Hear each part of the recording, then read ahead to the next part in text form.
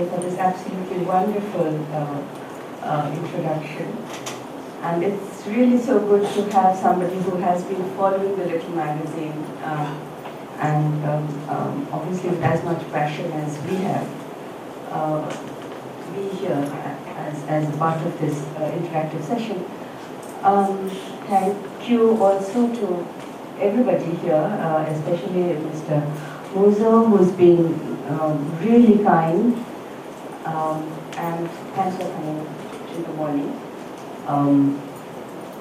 The Little Man, I see that I'm supposed to talk on the Little Magazine movement. The Little Magazine is not one movement through the ages, like since the 19th century actually, there have been little magazines. These are independent publications and they haven't actually been sustained. But from the early 20th century, since the first poetry magazine came out, it was called Poetry, it came out in 1912. It was edited by Harriet Monroe. And that was a magazine which said that it would open doors to everybody, whoever is writing poetry, and it would not bar people on account of where they are from and what they do, etc. Poetry was a magazine that first published a lot of poets who we recognize now as great poets, like Ezra Pound, like Eliot, like a number of them, I can't remember all. Yeats, W.B. Yeats. It also introduced Rabindranath Tagore to the Western world when Tagore had not yet won the Nobel Prize. So, that was a little magazine, the first important little magazine that we know of around the world, and it was doing what we still continue doing in our various little enclosures, some in Delhi, some here. We just continue the same kind of movement. This was 1912, in 1914 there was a magazine called Little Review that was edited by Margaret Anderson, and Little Review was where Ulysses, James Joyce's Ulysses, first came out. It also had Ezra Pound as one of its editors, and young poets like Eliot and young writers like Gertrude Stein were first published there. So, we've had this, but it was mostly poetry. If you look at the Indian situation in 1914, again, just after poetry had come out and at the same time that the Little Review had come out in America and England respectively, we had Shobuj Patro in Bangla. It was edited by Pramod Chaudhary, and who was an intellectual, and it was called Shobuj Patro, meaning the green leaf. And they said in their introduction that this is a temple to the green, fresh leaf, and we don't have any space for dry leaves here. And that was, again, trying to encourage the culture of new writing, of capturing new trends in what thereafter is categorized as modernism. So the little magazine basically through the years, through the generations, through various continents and countries and various languages, little magazines have tried to capture the changing literary sensibilities, and they try to balance the old and the new, the traditional and the elite and the common. So that's basically the concept of a little magazine. Most importantly, little magazines are independent. They're almost always very poor because they're non-commercial. They're also not very regular because they're non-commercial. They are usually dependent on a small group of people like the editor and friends to keep it running. And when there is a big issue, it closes down. Like after 13 episodes of Ulysses was published in Little Review, the journal closed down because somebody brought an obscenity charge against it, and they didn't have the money to fight it. So these things happen. That's part of the little media problems that we have, which big media does not. Talking about the little magazine which I edit, we started it in year 2000, basically as a forum for not just thank you very much, not just as a forum for alternative voices, but also as a magazine. Do you mind if I just pass it around? I've also got one copy. Unfortunately, appearances are deceptive. Please give it back. Two of them are Jose's and one is mine, and please just return it. Okay. So when we started the little magazine, we were trying to bring into the public space issues that had gone out of the public space because big media was not interested in them. Issues of the issues like what is happening to culture, like new writers, new writing, new literary trends, new art,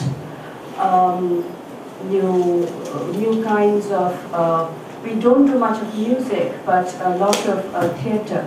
We publish full-length plays, we publish novellas, we also publish scripts of films. So the little magazine in that way tries to present to the reader kind of, I wouldn't call it a cross-section, but just a sample of what is also happening. I wouldn't say that it is an alternative to mainstream media. Nothing is an alternative to mainstream media. We need mainstream media. It has its own purpose. Little magazines can never fill the shoes of big media. But we also need other material to understand the world we live in and to understand what is happening to our cultural space, to talk about social concerns, because big media does not always have space for social concerns. They have their own driving force, which is ad revenue or whatever. But it doesn't really always talk about social concerns the way that we need to. So a lot of that is taken up by the little magazine, and we do. We give, when we came out after the first few issues in Delhi, I heard somebody came up to me and said, there's a very serious charge against you. And at that time, I was used to listening to all kinds of serious charges against me. So I said, okay, what is it this time? And this had come from the poets, the Hindi poets and writers of Delhi. And that I took seriously because I really take writers and poets very seriously. So, and what was their charge?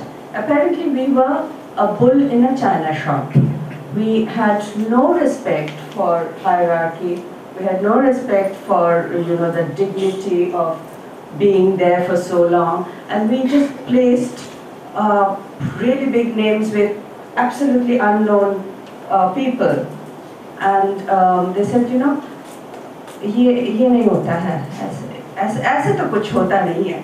So you have to follow the hierarchy, but finally we are Indians, so we have hierarchy built in us. So we did have some kind of hierarchy. I wouldn't open with a new magazine. The lead stories would be of more important people maybe, and the younger writers would probably come a little later. But the very fact that they were more or less on the same level for the reader, and they got the same kind of space for introduction, like 3 lines or whatever. No cataloguing of all their achievements and whatever wonderful prizes they won. I mean, that actually offended a lot of people who had grown used to being categorized as a god class kind of person, So it's just one example of the way that the little magazine works and has been received. On the other hand, we have the pleasure of knowing that we have discovered, so to speak, several new writers and poets who are now internationally known. 12 years is a long time, and so they now all have agents and come up to me and say, I would really like to contribute. Could I ask my agent to talk to you? And I'm like, no, we don't do agents, I'm sorry.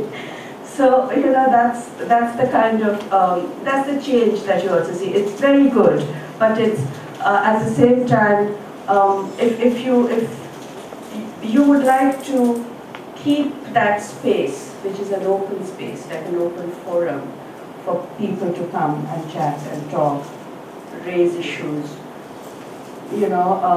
have arguments. Whereas, just because you are now sort of old, I mean, you're not the newborn little magazine that we were earlier, we wouldn't still want to fall into the pattern of slowly growing into a big magazine. A lot of little magazines actually do that.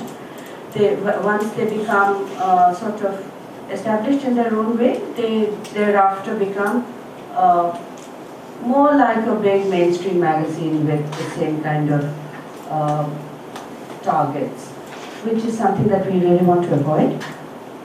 But I'd also like to tell you that little magazines, there is this belief that little magazines die out because they don't have the money to support it, the passion dies out after a while, the people who are editing it grow old and maybe they do die. So little magazines just after a while, But I'd like to point out that they don't always do that. In the 1950s, we had an excellent Marathi little magazine started by Philip Chitre and Arun Kolatkar called Shabda. And I haven't seen it, unfortunately, but I've heard a lot about it from Dilip and Arun, but my misfortune that I haven't seen it. It was alive for about 10 years or something, and then it was wound up. But it did start a kind of process where poets could actually think of publishing their poetry in their mother tongue in a magazine that would go out to people. It was published, it was not sold. Shabda was distributed, it was not sold. Most little magazines are not sold, but they just sort of try and get money and put it together and then distribute it. It's a dissemination exercise more than a publishing venture, Then in Bengal we had Kriti Bash in the 1960s, which is still alive and well.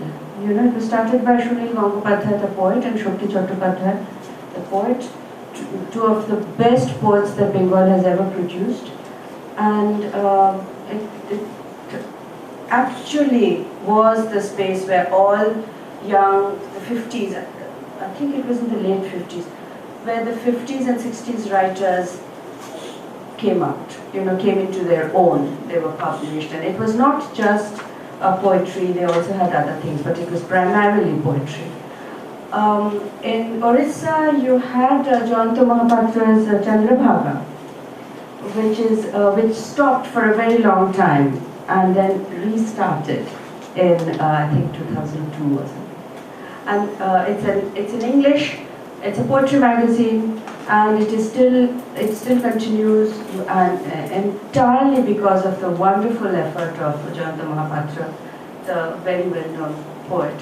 So we have had all these different examples of of little magazines, which are also literary magazines, and which have continued or have stopped, whatever. These days, you see a number of little magazines coming out which are not on literature, which are on some political issue. You may have a Dalit little magazine on women, or a little magazine on environment, you know. So they would also be called little magazines. I would call them little magazines as well. I wouldn't categorize little magazines as only literary magazines. So you have all of that. But most importantly, what you do have now is just amazing. You have the web. So it cuts out the main problem of publishing that little magazines faced. Main money goes into the print and paper, buying paper, paying the press. You know, that is where the problem. You can't actually make that much money. You also want to pay your contributor. Generally, little magazines don't pay their contributors, but we try to pay our contributors as well, because we try to, we've got too many things in our head, like, no, it's very good to get a check for a poem, so therefore you need to be paid. I remember when I got 10 rupees for something that I had written in a children's magazine in Kolkata hundreds of years ago. So it is a wonderful feeling to actually get a check for a poem or a piece of creative writing. So you strive to pay your contributors. But the main problem is, of course, the press. So the web cuts out all of that. The web gives you access to readers. All you need is a computer, an internet connection, and some people who will sit there and key it in and, will do Dreamweaver or whatever they do these days. So I think with the advent of the web, so to speak, the future of the little magazine movement is really, really very rosy, because you can put out whatever you want to, you can get a lot of readers, at the same time you don't have to pay a lot of money. The only problem is that in countries like India, you don't have so much internet penetration and literacy. So where a little magazine in print will actually to people, and they will read it because they can read, but they just can't do it on the net. That's, a web magazine may not reach that person. The other problem that little magazines faced was being walled in somewhat by the language, which every magazine, every literary venture actually faces. That language has its own constraints. You might be, fantastic in your own tongue, but outside the walls of say, Konkani, people don't know you, people don't know your work. They may, if you're fortunate, know your name, but they don't know your work. So what we try to do in the little magazine, which I think has not actually been done by any other magazine, little or big, is we had this huge emphasis on translation.